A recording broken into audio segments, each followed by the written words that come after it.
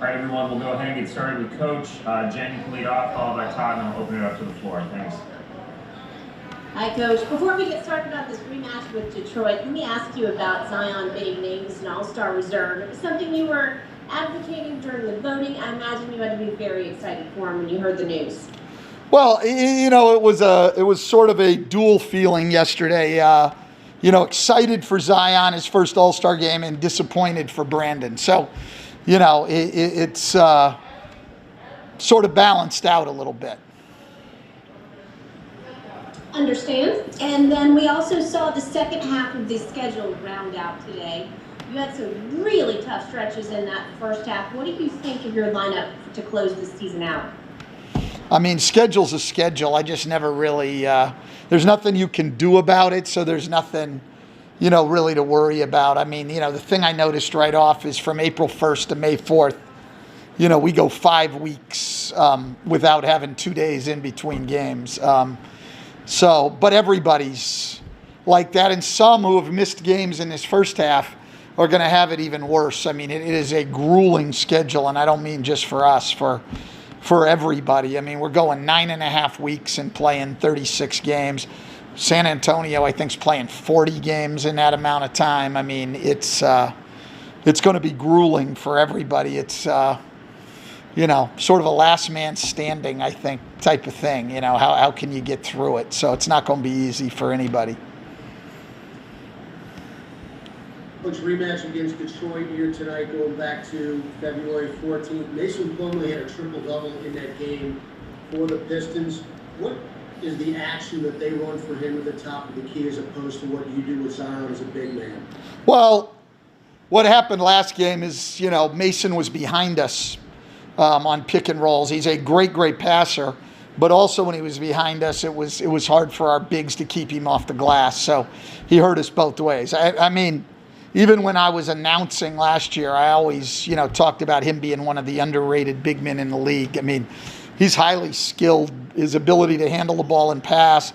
He's an excellent defender. He rebounds the ball. I thought it was a great signing by Detroit, and certainly one of his better games, if not his best game of the year against us. So hopefully we'll do a better job, and hopefully Mason will not do as good a job, and we'll have, you know, be able to contain him a little bit more.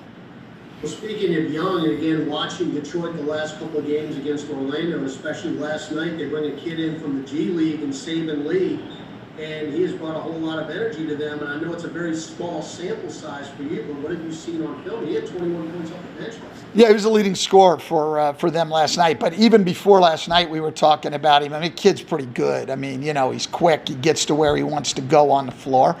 And when these guys get their first shot, man, I mean, you know, it's tough because this is a guy, it's as hungry as it gets when you come out of the G League and you're trying to prove yourself and earn a spot. So our guys have to be ready. This guy's coming after it tonight. Hey Stan, Christian Clark here. When the Zion news came down, I saw Griff say that well-deserved and he's only just scratching the surface. I mean, is it exciting for you that, you know, at 20 years old, he's averaging 25 a game, better than 60% shooting, but it still seems like, I mean, there are so many levels for Yeah, absolutely. Like he definitely can get better from here. I don't think there's any question.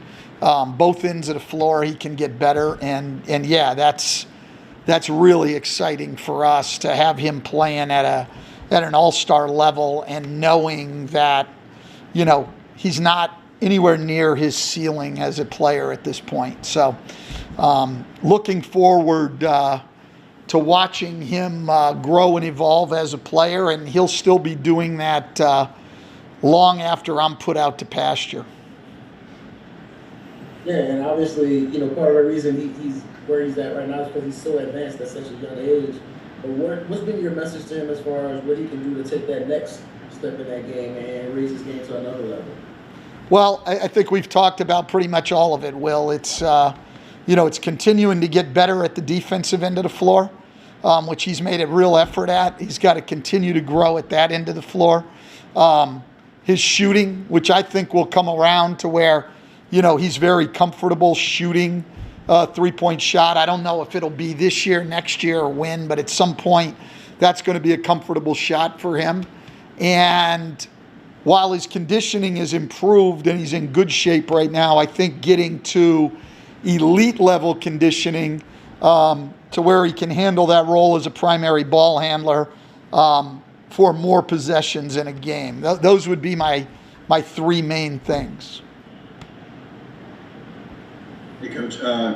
Just wanted to check on Steven. I know he was listed as probable for tonight. Do you expect him to be able to go? He went through the walkthrough. You know, he should be okay. But again, until he gets out there and runs around, I don't think we're going to know. Hey, just one more from you quickly. Since January 1st, you guys are 6th in fast break points. I know, you don't want us to only think of paces up and down, but how do you feel about your pace lately? Well, I think it fluctuates. We want to get up and down, and what I really want to do, I think our real challenge is to continue running for 4 quarters, and especially when the game is close or we have a lead. I think that's when we tend to get a little cautious at that point and play half court and play slow and stand around, and I think we need to be able to continue to play our game. We've talked about that some, and I think we need some growth in that area. Yeah, with Steven going now, Jackson has gotten some added opportunities off the bench. Just what have you guys been telling him as far as, what have you liked about his minutes, what he still needs to work on, all that kind of stuff? Well, look, he's played well. I mean, I've liked his energy. He's putting a lot into it at the defensive end of the floor. He's running the floor. He's a great roller and the whole thing. So we don't have a problem with anything Jackson's done. We just like the way Billy's been playing, and that's why Billy has gotten more minutes. But yeah, everything with Jackson, I think we've been pretty positive about. Great, thank you, Coach.